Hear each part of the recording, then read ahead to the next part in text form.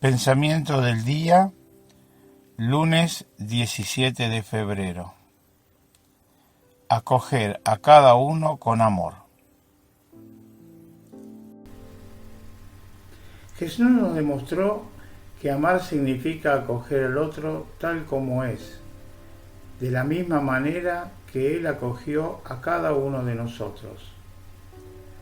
Acoger al otro con sus gustos, sus ideas, sus defectos, su diversidad.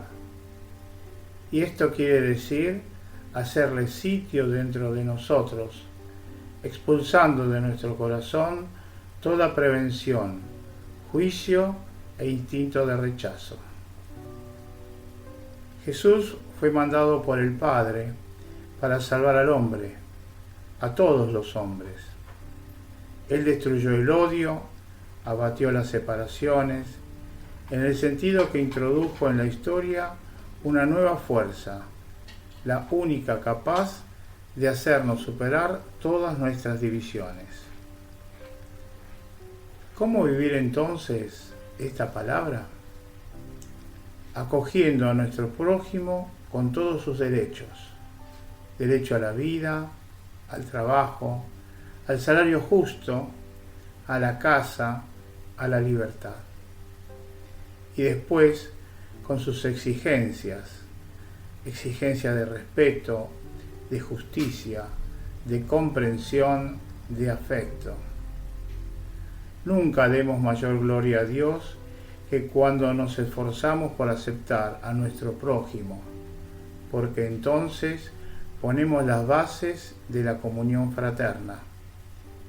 Y nada da tanta alegría a Dios como la verdadera unidad entre los hombres.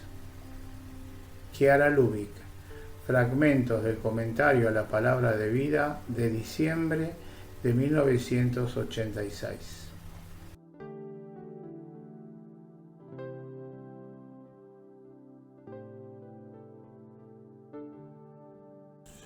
Palabra de vida, febrero de 2025. Examínenlo todo y quédense con lo bueno. De la primera carta a los Tesalonicenses, capítulo 5, versículo 21. El pensamiento del día es un material de difusión que realizamos personas de buena voluntad que contribuimos con nuestro servicio a lograrlo. No realizamos ninguna interpretación personal a los escritos de Chiara Lubich. Solo lo difundimos lo más fiel posible.